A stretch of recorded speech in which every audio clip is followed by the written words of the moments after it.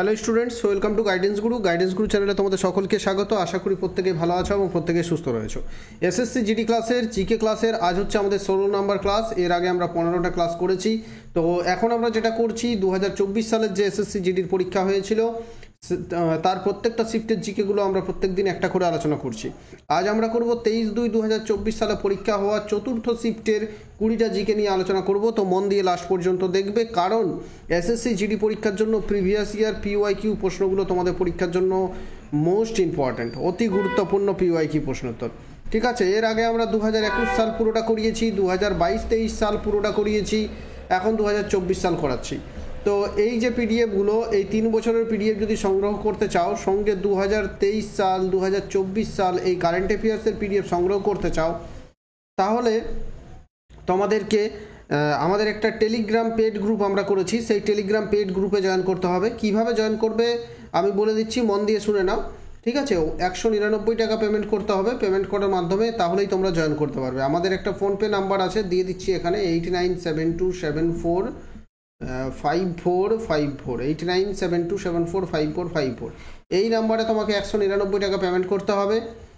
আর payment করার পর স্ক্রিনশটটা তোমরা এই নাম্বারেই দিতে পারো, অথবা আমাদের অফিসিয়াল হোয়াটসঅ্যাপ নাম্বার যেটা আছে এই নাম্বারেও স্ক্রিনশট দিয়ে দিতে পারো। আর তারপর তোমরা আমাকে ফোন করতে পারো, বা তোমরা স্ক্রিনশট দিয়ে দিলে তোমাদের কিন্তু গ্রুপে জয়েন করিয়ে দেবো আমরা। টেলিগ্রাম নাম্বারটা দেবে, তোমাদের টেলিগ্রাম অ্যাপ তো ফোনে হয়তো আছে, তো টেলিগ্রাম নাম্বারটা দেবে, আমরা গ্রুপে জয়েন করে দেবো। গ্রুপে জয়েন করলেই তোমরা এই সমস্ত পিডিএফগুলো ডাউনলোড করতে পারবে 199 টাকার বিনিময়ে। ঠিক আছে, চলো শুরু করা যাক। প্রথম প্রশ্নে চলে যাব। আজকের প্রথম প্রশ্ন কি আছে দেখো, কে 2023 সালের আগস্ট থেকে international financial service centre authority IFSCA এর চেয়ারপারসন হিসেবে দায়িত্ব গ্রহণ করেছেন? কি বলছে প্রশ্নটা দেখবো আরেকবার। IFSCA এর পুরো নাম হচ্ছে international financial service centre authority. এর চেয়ারপারসন হিসেবে 2023 সালের আগস্ট মাসে কে দায়িত্বভার গ্রহণ করেছিলেন? কে দায়িত্বভার গ্রহণ করেছিলেন? কে রাজারামন। তো এটা তখনের কারেন্ট অ্যাফেয়ার্স ছিল, তখনের রিসেন্ট অ্যাপয়েন্টমেন্ট থেকে এটা প্রশ্নটা দিয়েছে, তো এখন আর ইম্পর্টেন্ট নয়, স্কিপ করতে পারো। ঠিক আছে, তো কে রাজারামন ইজ দ্য কারেক্ট আনসার। তো আজকেও আমরা হিসেব করব কোন জায়গা থেকে কতগুলো প্রশ্ন দিচ্ছে। তো কারেন্ট অ্যাফেয়ার্স থেকে আমরা প্রথমেই একটা প্রশ্ন পেলাম। ঠিক আছে, চলো 2 নম্বর প্রশ্নটা দেখব কি আছে। কোন মৌলটির পারমাণবিক সংখ্যা সর্বোচ্চ এবং এটি সবচেয়ে ভারী প্রাকৃতিক উপাদান? এটা সায়েন্স থেকে প্রশ্ন দিয়েছে, ফিজিক্স থেকেও প্রত্যেক দিন একটা প্রশ্ন আসছে। কোন মৌলটির পারমাণবিক সংখ্যা সর্বোচ্চ? এখানে যে আছে প্লুটোনিয়াম বা পিটি, থোরিয়াম বা TH, ইউরেনিয়াম বা ইউ, নেপচুনিয়াম বা N ধরতে পারো, NP না কি মনে পড়ছে না এই সময়। ঠিক আছে, তাহলে কার পারমাণবিক সংখ্যা সর্বোচ্চ? এখানে যেগুলো আছে তার মধ্যে পারমাণবিক সংখ্যা সর্বোচ্চ হচ্ছে ইউরেনিয়াম। কার? ইউরেনিয়াম 92। ইউরেনিয়ামের 92 পারমাণবিক সংখ্যা। এটি সবচেয়ে ভারী প্রাকৃতিক উপাদান। আর প্রাকৃতিক যে উপাদানগুলো আছে তাদের মধ্যে সবচেয়ে ভারী হচ্ছে ইউরেনিয়াম। ঠিক আছে, পারমাণবিক সংখ্যা হচ্ছে 92, অর্থাৎ প্রোটন সংখ্যা এর মধ্যে থাকে 92টা, এবং নিউট্রন সংখ্যাও এর মধ্যে থাকে কতগুলো? 92টা নিউট্রন সংখ্যা থাকে। এটা হচ্ছে সবচেয়ে ভারী প্রাকৃতিক উপাদান। ইউরেনিয়াম দেখতে কেমন হয়ে থাকে? গ্রাফাইট কালারের বলতে পারো, বা গ্রে সিলভারি কালারের হয়ে থাকে ইউরেনিয়াম ব্যবহৃত হয় কোথায়? বিভিন্ন পারমাণবিক চুল্লিতে, নিউক্লিয়ার চুল্লিতে ফুয়েল হিসেবে। যেমন আমরা গাড়িতে ফুয়েল হিসেবে পেট্রোল ব্যবহার করছি, ডিজেল ব্যবহার করছি, সেরকমই পারমাণবিক চুল্লিতে ইউরেনিয়াম ফুয়েল হিসেবে ইউরেনিয়াম ব্যবহার করা হয়ে থাকে। পৃথিবীর বয়স নির্ণয় করার ক্ষেত্রে ইউরেনিয়াম ব্যবহার করা হয়। এটার পারমাণবিক ওজন হচ্ছে সব থেকে বেশি। ঠিক আছে, তাহলে uranium, option C is the correct answer. ডিটেলসে বলার চেষ্টা করব তোমাদের, যেগুলো ইম্পর্টেন্ট পার্ট থাকবে সেগুলো ডিটেলসে বলে দেবো। 3 নম্বর হচ্ছে কোন দেশটি সার্কের সদস্য নয়? তো এটা আমাদের স্টার্টিং জিকে থেকে প্রশ্ন দিয়েছে। সার্কের সদস্য নয় বলেছে, দেখ কোনটি। দেখো সার্ক বা সার্কের সদস্য দেশ কতগুলো আছে জানো? সার্কের সদস্য দেশ আছে 8টি। বাংলাদেশ, নেপাল, ভুটান, ভারত, পাকিস্তান, এগুলো হচ্ছে সবই সার্কের সদস্য দেশ। কিন্তু এখানে চীন কিন্তু সার্কের সদস্য দেশ নয়। সার্কের সদস্য দেশ নয়। চীন ইজ দ্য কারেক্ট আনসার। সার্কের পুরো নামটা একবার জেনে রাখো, south Asian association of regional cooperation. কি নাম? South Asian association for regional cooperation. SAARC প্রতিষ্ঠা হয়েছিল, অনেক সময় প্রশ্ন আসে যে সার্ক কবে প্রতিষ্ঠা হয়েছিল। তো 1985 সালে সার্ক প্রতিষ্ঠা হয়েছিল। এর হেডকোয়ার্টার কোথায় অবস্থিত প্রশ্ন থাকে, কাঠমান্ডু, নেপালের কাঠমান্ডুতে এর হেডকোয়ার্টার অবস্থিত। ঠিক আছে, সেক্রেটারি জেনারেল রয়েছেন গোলাম সারওয়ার, গোলাম সারওয়ার বর্তমানে সেক্রেটারি জেনারেল। এই যে ডিটেলস বলবো সেই সময়টাতে ভিডিওটা কেউ স্কিপ করো না, একটু মন দিয়ে দেখবে, তাহলে তোমাদেরই কাজে লাগবে। নেক্সট প্রশ্নে চলে যাব 4 নাম্বার। সবুজ বিপ্লবের ক্ষেত্রে HYV এর অর্থ কি? HYV এটাও দিয়েছে, সবুজ বিপ্লব বলতে পারো, এটা স্ট্যাটিকের মধ্যেই তোমরা ফেলতে পারো। ঠিক আছে, গ্রিন রেভলিউশনটা তোমরা জিওগ্রাফির মধ্যে ফেলবো না, আমরা স্ট্যাটিকের মধ্যেই ফেলতে পারি। তো HYV এর অর্থ কি? সবুজ বিপ্লবের ক্ষেত্রে বলেছে high young varieties, heavy young varieties, heavy yielding varieties, high yielding varieties. কি হবে? High yielding varieties, high yielding varieties. সবুজ বিপ্লব বা গ্রিন রেভলিউশনের সময় যেসব বীজগুলো ব্যবহার করা হয়েছিল সবই ছিল হাই ইয়েল্ডিং ভ্যারাইটিস সিডস। ঠিক আছে, তাহলে HYV মানে হচ্ছে হাই ইয়েল্ডিং ভ্যারাইটিস সিড। দেখো, সবুজ বিপ্লব ভারতে হয়েছিল 1960-এর দশকে। ভারতে সবুজ বিপ্লব বা 60-এর দশকে শুরু হচ্ছে পাঞ্জাব হরিয়ানা। প্রশ্ন থাকে যে কোন কোন রাজ্যের মধ্যে সীমাবদ্ধ ছিল সবুজ বিপ্লব, তো পাঞ্জাব হরিয়ানা উত্তরপ্রদেশের মধ্যে সীমাবদ্ধ ছিল। প্রশ্ন থাকে যে কোন কোন দানা শস্য বা কোন কোন শস্যের মধ্যে সীমাবদ্ধ ছিল, তো ধান গমের মধ্যে বলতে পারো, এটা ধান গমের মধ্যে সবুজ বিপ্লব সীমাবদ্ধ ছিল। ভারতের সবুজ বিপ্লবের জনক হচ্ছেন MS স্বামীনাথন। বিশ্বের সবুজ বিপ্লবের জনক হচ্ছেন নরম্যান বরলগ। ঠিক আছে, নেক্সট দেখব 5 নাম্বার। দেখো, নিম্নের কোন রাজ্যের সঙ্গে ছৌ নৃত্য যুক্ত? ছৌ ডান্স কোন ইয়ের সঙ্গে যুক্ত? তো আমি একটা হোমওয়ার্ক তোমাদের প্রত্যেক দিনই দিয়ে থাকি, তোমরা সেটা উত্তরটা কমেন্ট করো প্রত্যেকে। এই প্রশ্নটার উত্তর তোমরা কমেন্ট করবে, ছৌ ডান্স কোন নৃত্যের সঙ্গে যুক্ত, কোন রাজ্যের সঙ্গে যুক্ত? দুটো রাজ্য আছে, যেমন ঝাড়খণ্ড, তারপর হচ্ছে ওড়িশা, তার সঙ্গে আরেকটা রাজ্য আছে যেটা ছৌ ডান্সের সঙ্গে যুক্ত, সেটা এই অপশানে আছে। অপশান দেখে তোমরা প্রত্যেকে কমেন্ট করে দেবে ছৌ ডান্স। এটাও স্ট্যাটিকের মধ্যে রয়েছে, স্ট্যাটিক থেকে প্রশ্নটা দিয়েছে। চলো 6 নাম্বার দেখো, কৃষ্ণারাও শঙ্কর পণ্ডিত রাজা ভাইয়া পুঞ্চাওয়ালা কোন ঘটনার সঙ্গে যুক্ত? কোন ঘটনা হবে না, এটা কোন ঘরানা। দেখো, ঘরানা বলতে কি, মিউজিক বা মিউজিশিয়ানদের বিভিন্ন ঘরানার হয়ে থাকে। ভারতে সবচেয়ে প্রচলিত 6টি ঘরানা আছে। যেমন জয়পুর অত্রাওলি ঘরানা সবচেয়ে ফেমাস ঘরানা, যদি বলা হয় সবচেয়ে ফেমাস জয়পুর অত্রাওলি ঘরানা, গোয়ালিয়র ঘরানা, আগ্রা ঘরানা, লখনৌ ঘরানা, এরকম আরও দুটো আছে, 6টি ঘরানা আছে। তো এই যে কৃষ্ণারাও শঙ্কর পণ্ডিত, তিনি একজন মিউজিশিয়ান ছিলেন বা ভোকাল আর্টিস্ট ছিলেন। রাজা ভাইয়া পুঞ্চওয়ালা, তিনিও একজন মিউজিশিয়ান ছিলেন। তো এরা দুজনই হচ্ছে গোয়ালিয়র ঘরানার যুক্ত। তো গোয়ালিয়র ঘরানার মধ্যেই একটা ঘরানা আছে যেটাকে পুঞ্চ ঘরানা বলা হয়। তো রাজা ভাইয়া পুঞ্চওয়ালা পুঞ্চ ঘরানার অন্তর্গত।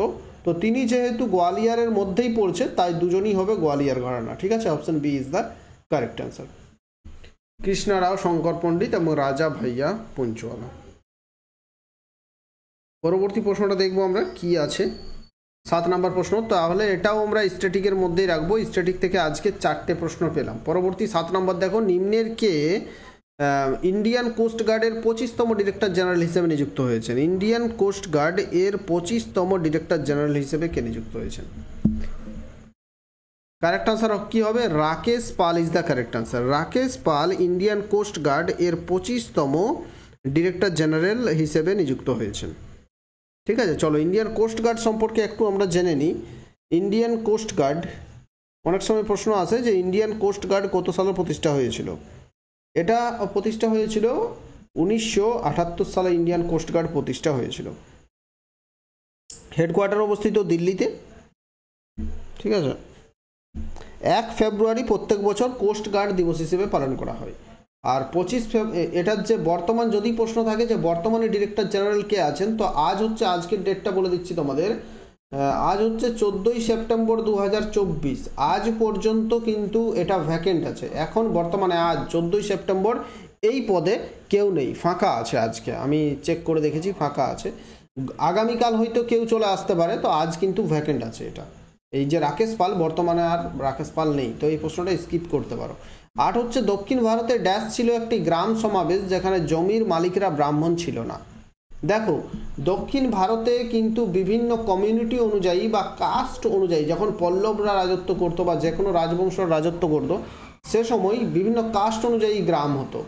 যেমন যেখানে ব্রাহ্মণরা থাকতো যে গ্রামে, সেই গ্রামটাকে হচ্ছে সভা বলা হতো, সভা বলা হতো, গ্রাম সমাবেশ বা সভা বলা হতো। কায়স্থরা থাকতো সেটাকে কায়স্থ বলা হচ্ছে, সামন্তরা থাকলে তাকে সামন্তা বলা হতো। তারপরে নাগারাম বলা হতো যারা ট্রেডার বা বিজনেসম্যান বা ট্রেডার যারা থাকতো, ব্যবসার সঙ্গে যুক্ত, তাদেরকে নাগারাম বলা হতো।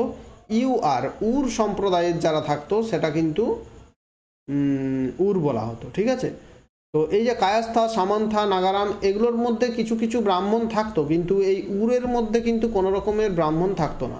তাহলে দক্ষিণ ভারতের ড্যাশ উর ছিল একটি গ্রাম সমাবেশ যেখানে জমির মালিকরা ব্রাহ্মণ ছিল না। এখানে জমির মালিকরা কোনো রকমের ব্রাহ্মণ ছিল না। এদের মধ্যে যদিও ব্রাহ্মণ ছিল, এর মধ্যে একদমই ছিল না ব্রাহ্মণ, উরদের মধ্যে। ঠিক আছে, 9 দেখবো 2001 সালের জনগণনা অনুযায়ী ভারতের সাক্ষরতার হার কত। দেখো, 2011 থেকে তো প্রত্যেক দিন প্রশ্ন দিচ্ছেই, 2001 সাল থেকেও দিয়ে দিচ্ছে। আচ্ছা, দুটো প্রশ্ন আমরা ভুলে গেলাম বলতে। এটা কারেন্ট অ্যাফেয়ার্স থেকে প্রশ্ন দিয়েছিল, কারেন্ট অ্যাফেয়ার্সের 2 নম্বর প্রশ্ন দেখলাম। আচ্ছা, এটা দক্ষিণ ভারতে এটা হিস্টোরি থেকে 1 নম্বর প্রশ্ন দেখলাম আমরা। এরপর আমরা এই প্রশ্নটা যেটা দেখলাম স্ট্যাটিক থেকে আজকের 5 নম্বর প্রশ্ন। ঠিক আছে, তো দেখো ভারতের সাক্ষরতার হার কত ছিল। তো 2001 যদি বলা হয় তখন হচ্ছে 64.83%, আর 2011 যদি বলা হয় 2011 হচ্ছে 74.04%। আর 2011 পরে তো 2021 সালের সেন্সাস হয়নি, 2024 হয়ে গেছে, এখনও সেন্সাস হয়নি। তো আর কিন্তু 2011 সাল থেকেই তোমাদের যদি প্রশ্ন আসে তো আসবে। 10 দেখো, কোন শাস্ত্রীয় নৃত্যশিল্পী শাস্ত্রীয় নৃত্যের ক্ষেত্রে তার অবদানের জন্য সর্বকনিষ্ঠ পদ্মভূষণ 1992 প্রাপ্তদের একজন ছিলেন। এটাও স্ট্যাটিক থেকে প্রশ্ন দিয়েছে, স্ট্যাটিক থেকে আজকে 6 নম্বর প্রশ্ন। 1992 সালে তিনি পদ্মভূষণ পুরস্কার পেয়েছিলেন এবং সে সময় সবচেয়ে কম বয়সী। কারেক্ট আনসার হবে সোনাল মানসিং। সোনাল মানসিং একজন বিখ্যাত ওড়িশি ডান্সার সোনাল মানসিং। 1992 সালে তিনি পদ্মভূষণ পেয়েছিলেন, 2003 সালে তিনি পদ্মবিভূষণ পেয়েছিলেন, লাস্ট 2018 সালে তিনি রাজ্যসভার সদস্য হয়েছিলেন। ঠিক আছে, তো সোনাল মানসিং ওড়িশি ডান্সার, সবচেয়ে কম বয়সে পদ্মভূষণ পেয়েছিলেন। Option A is the correct answer. Next দেখবো আমরা পরবর্তী প্রশ্ন 11 দেখে কি আছে। ভারতীয় খেলোয়াড় অঙ্কিতা দাস কোন খেলার সঙ্গে যুক্ত। খেলোয়াড়দের নাম কিন্তু প্রত্যেক দিনই পরীক্ষায় আসছে, আজকে স্ট্যাটিক থেকে 7 নম্বর প্রশ্ন। খেলোয়াড়দের নাম প্রত্যেক দিন পরীক্ষায় আসছে। তো ভারতীয় খেলোয়াড় অঙ্কিতা দাস একজন নামকরা টেবিল টেনিস খেলোয়াড়, ভালো টেবিল টেনিস খেলোয়াড়। ঠিক আছে, চলো এর সঙ্গে আর কয়েকজন টেবিল টেনিস খেলোয়াড়ের নামটা তোমরা জেনে রাখো। যেমন 1 নম্বরেই তোমাদের আসবে মনিকা বাত্রা নামটা পরীক্ষায় আসে বেশি। তারপর সৃজা আকুলা, এই কয়েকজনের নাম লিখে রাখো, পরীক্ষায় আসে এগুলো। তারপর হচ্ছে আহিকা মুখার্জি বলে একজন আছে, আহিকা মুখার্জি। তারপর আছেন যেমন অর্চনা কামাত বলে আছে, এই নামগুলো পরীক্ষায় বেশি আসে। ঠিক আছে, তারপর আছে সুতীর্থা মুখার্জি আছে, এই নামগুলো আসে পরীক্ষায়। ঠিক আছে, 12 নম্বর প্রশ্নে চলে যাব। ভারতীয় সংবিধানে উল্লিখিত মৌলিক কর্তব্য সম্পর্কে নিচের কোন বিবৃতিটি সঠিক নয়।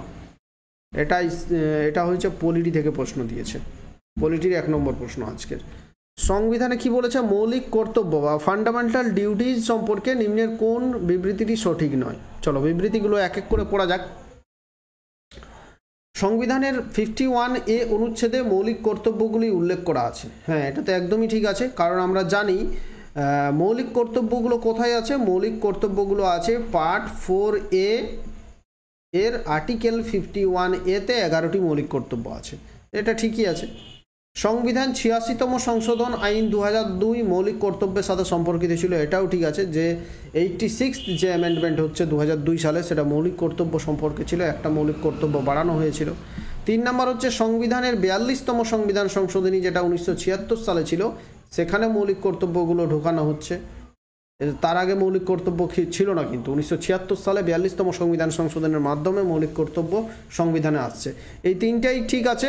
বাকি এই 4 নম্বরটা দেখো, ভারতীয় সংবিধানের 5A অংশে মৌলিক কর্তব্যগুলো উল্লেখ করা হয়েছে, এটা ভুল আছে। মৌলিক কর্তব্যগুলো কোথায় আছে? 51A-তে আছে, 5A-তে নেই, তাহলে এটা ভুল আছে। নিচের কোন বিবৃতিটি সঠিক নয় খুঁজতে বলেছে, তাহলে উত্তর কোনটা হবে? 4-এর এটা উত্তর হয়ে যাবে, উত্তর হয়ে যাবে অপশান 4। ভুলটাই খুঁজতে বলেছিল, তাহলে অপশান 4 উত্তর হবে। চলো নেক্সট প্রশ্ন। আখ থেকে চিনি তৈরি করা অর্থনৈতিক কর্মকাণ্ডের কোন খাতে পড়ে? এটা আমরা ইকোনমিক্স থেকে ধরবো প্রশ্নটা, এটা হচ্ছে ইকোনমিক্স থেকে। আখ থেকে চিনি তৈরি করছে, এটা অর্থনৈতিক কর্মকাণ্ডের কোন খাতে পড়ছে? দেখো, অর্থনৈতিক যে কর্মকাণ্ড তার 3টে খাত আছে। এটা প্রাথমিক সেক্টর, তারপর হচ্ছে সেকেন্ডারি সেক্টর, তারপর হচ্ছে টার্সিয়ারি সেক্টর, বা প্রথম সেক্টর বলতে পারো, তারপর দ্বিতীয় সেক্টর, তারপর তৃতীয় সেক্টর। তো একটু আমি বুঝিয়ে দিচ্ছি, তারপর উত্তরটা বলছি। প্রাথমিক সেক্টরের মধ্যে কোন কোন কাজগুলো পড়ে? মানে প্রাকৃতিক জিনিস নিয়ে যত রকমের কাজ হয়, কয়লা খনি বলতে পারো, যে কোনো ধরনের খনিজ সম্পদ, মাছ ধরা থেকে শুরু করে, মাছ চাষ থেকে শুরু করে, সবজি চাষ, ধান চাষ, পাট চাষ, সমস্ত কিছু চাষবাসের জিনিস আছে যেগুলো, সেগুলো কিন্তু হচ্ছে প্রাথমিক প্রাইমারি সেক্টরের মধ্যে পড়ছে। সেকেন্ডারি সেক্টরের মধ্যে কি কি আসছে দেখো, সেকেন্ডারি সেক্টরের মধ্যে আসছে সমস্ত রকমের ফ্যাক্টরিতে ভারতের যত রকমের জিনিস উৎপন্ন হচ্ছে, ফ্যাক্টরিতে, যে ফ্যাক্টরিতে গুড় তৈরি হচ্ছে বা চিনি তৈরি হচ্ছে বা একটা মোবাইল তৈরি হচ্ছে বা কলম তৈরি হচ্ছে, সমস্ত কিছুটাই সেকেন্ডারি সেক্টরের মধ্যে আসছে। টার্সিয়ারি সেক্টরের মধ্যে কোনগুলো আসছে? যেগুলো হচ্ছে কোনো পরিষেবা দেওয়া হচ্ছে, যেমন একটা ট্রেনটা আমাদের পরিষেবা দেওয়া হচ্ছে, পোস্ট অফিস পরিষেবা দেওয়া হচ্ছে, সফটওয়্যারগুলো আমাদের পরিষেবা দেওয়া হচ্ছে। তো এই সমস্ত পরিষেবাগুলোই হচ্ছে কিন্তু টার্সিয়ারি সেক্টরের মধ্যে পড়ছে। ঠিক আছে, তো বুঝতে পারলে যে তাহলে কি এখানে কি বললাম, যে আখ থেকে চিনি তৈরি করছে, তাহলে আখ থেকে চিনি কোথায় হচ্ছে? ফ্যাক্টরিতে হচ্ছে, তাহলে এটা সেকেন্ডারি সেক্টরের মধ্যে পড়বে, সেকেন্ডারি সেক্টরের মধ্যে পড়বে। বোঝা গেছে ব্যাপারটা? দেখো, এখানে আরেকটা প্রশ্ন পরীক্ষায় আসে, কি পরীক্ষা প্রশ্ন আসে না, কোন সেক্টরে সবচেয়ে বেশি মানুষ কাজ করে? তাহলে কোন সেক্টরে সবচেয়ে বেশি মানুষ কাজ করে? কৃষিকাজ সবচেয়ে বেশি মানুষ করে কৃষিকাজ, সেটা প্রাইমারি সেক্টরের মধ্যে আছে, তাহলে প্রাইমারি সেক্টরে সবচেয়ে বেশি মানুষ কাজ করে। আর ভারতের জিডিপিতে, ভারতের অর্থনীতিতে কোন সেক্টরের অবদান সবচেয়ে বেশি? সেটা হচ্ছে টার্সিয়ারি সেক্টর। টার্সিয়ারি সেক্টরের অবদান সবচেয়ে বেশি, টার্সিয়ারি বলতে কি 3 নম্বর সেক্টর, এই সেক্টরের অবদান সবচেয়ে বেশি। আর প্রাইমারি সেক্টরে সবচেয়ে বেশি মানুষ কাজ করে, কিন্তু তার অবদান সবচেয়ে কম। চলো নেক্সট প্রশ্নে চলে যাব আমরা। 14 দেখো, মিস-3 স্কিমের লক্ষ্য হলো ভারতীয় উপকূলের ড্যাশ বাস্তুতন্ত্রকে রক্ষা করা এবং পুনরুজ্জীবিত করা এবং কাছাকাছি সম্প্রদায়ের আর্থসামাজিক অবস্থার উন্নতি করা। কারেন্ট অ্যাফেয়ার্স থেকে প্রশ্ন দিয়েছে এটা পুরনো কারেন্ট অ্যাফেয়ার্স, এটা স্কিপ করতে পারো, তাও তোমাদের আমি বলে দিচ্ছি। 2022-23 সালে একটা স্কিম লঞ্চ করা হয়েছিল মিস-3 বলে। এটা যে ম্যানগ্রোভ অরণ্যগুলো আছে, সেই ম্যানগ্রোভ অরণ্যকে উন্নত করা, তার বাস্তুতন্ত্রকে রক্ষা করা, পুনরুজ্জীবিত করা এবং ম্যানগ্রোভ অরণ্যে বসবাস করি সেই সব মানুষদের সেই সব সামাজিক পরিবেশের উন্নত করাই এই মিস-3 স্কিমের লক্ষ্য ছিল। তাহলে mangrove is the correct answer. ঠিক আছে, ম্যানগ্রোভ, অপশন সি। 15 হচ্ছে ড্যাশ নৃত্য উৎসব কেরালা পর্যটন উন্নয়ন নিগম দ্বারা সংগঠিত হয়। এটা স্ট্যাটিকের আজকের 7 নম্বর না 8 নম্বর প্রশ্ন, ভুলে গেলাম, দেখতে হবে। ঠিক আছে, নৃত্য উৎসব কেরালা পর্যটন উন্নয়ন নিগম দ্বারা সংগঠিত হয়। এটি বছরে 2 বার, একবার হচ্ছে অক্টোবর নভেম্বর মাসে, আরেকবার হচ্ছে মার্চ এপ্রিল মাসে তিরুবনন্তপুরম কেরালার ত্রিভান্দ্রম শহরে কানাকুন্নু প্রাসাদ প্রাঙ্গণে উদযাপন করা হয়। এমন একটা উৎসবের নাম বলতে হবে যেটা কেরালার রাজধানী তিরুবনন্তপুরমের ত্রিভান্দ্রম শহরের কানাকুন্নু প্রাসাদ বা প্যালেস আছে, সেখানে হয়। বছরে 2 বার হয়ে থাকে। এটা হবে Nisha Gandhi festival. Nisha Gandhi festival is the correct answer. এটা বছরে 2 বার হয়ে থাকে এবং 7 দিন ব্যাপী এটা হয়ে থাকে। কানাকুন্নু প্রাসাদে আয়োজিত হয় কেরালার ত্রিভান্দ্রমে। ঠিক আছে, তাহলে চলো পরবর্তী প্রশ্ন দেখব আমরা। কাকে ভারতের সবুজ বিপ্লবের জনক বলা হয়? একটু আগে আমরা বললাম সবুজ বিপ্লবের জনক কাকে আমরা বলছি। ভারতের সবুজ বিপ্লবের জনক হচ্ছেন MS স্বামীনাথন, আর বিশ্বের বললে হবে নরম্যান বরলগ। নরম্যান বরলগ, স্পেলিংটা এইরকম, আমার ঠিক জানা নেই। ঠিক আছে, নরম্যান বরলগ।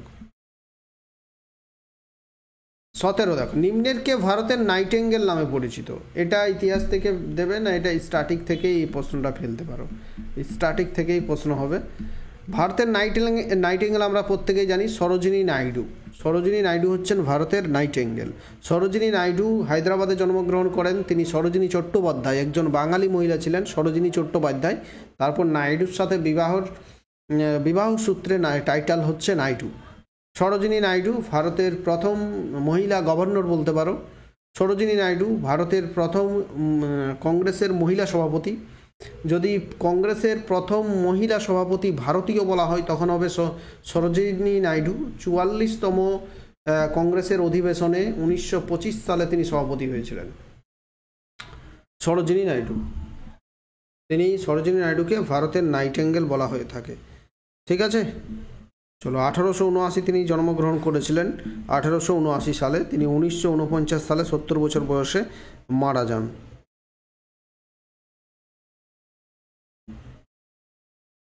নেক্সট প্রশ্ন আমরা দেখব কি আছে। নিম্নের কোন জোড়টি ঠিক নয়? এটাও স্ট্যাটিক থেকে, আজ প্রচুর প্রশ্ন স্ট্যাটিক থেকে আছে। নিম্নের কোন জোড়টি ঠিক বলেছে? কোনটা ঠিক খুঁজতে বলছে।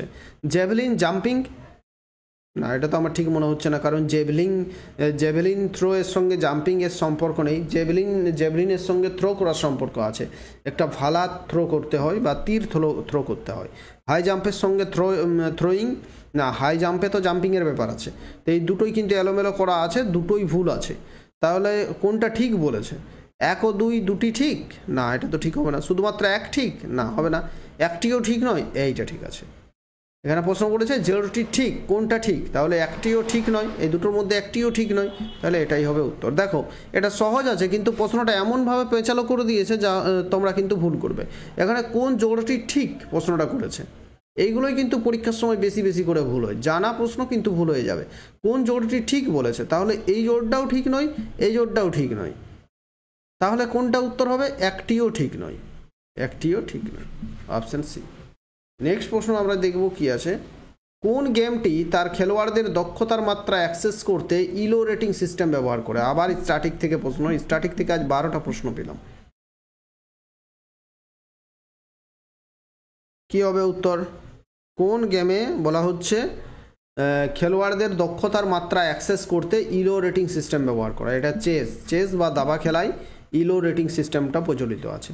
তো এইসব প্রশ্নের উত্তর বারবার বেশি প্রশ্ন প্র্যাকটিস করার মাধ্যমেই শুধুমাত্র মনে রাখা সম্ভব। 20 দেখো, এটা পলিটি থেকে আজকের 2 নম্বর প্রশ্ন। পার্লামেন্টের যে কোনো কক্ষ তলব করার এবং স্থগিত করার বা লোকসভা ভেঙে দেওয়ার ক্ষমতা ড্যাশের রয়েছে। তো একজনেরই আছে এই ক্ষমতা। লোকসভা বলো বা রাজ্যসভা বলো, যে সভাই বলো না কেন, একজনই পারেন এই লোকসভা বা রাজ্যসভা ভেঙে দিতে। তিনি হচ্ছেন ভারতের একমাত্র রাষ্ট্রপতি। ভারতের প্রেসিডেন্ট এটা পারেন, প্রেসিডেন্ট ছাড়া কেউ পারবেন না। চলো লোকসভা রাজ্যসভা সম্পর্কে একটু বলে যাই। লোকসভার অধ্যক্ষ হচ্ছেন স্পিকার। রাজ্যসভার অধ্যক্ষ কে হবেন? উপরাষ্ট্রপতি।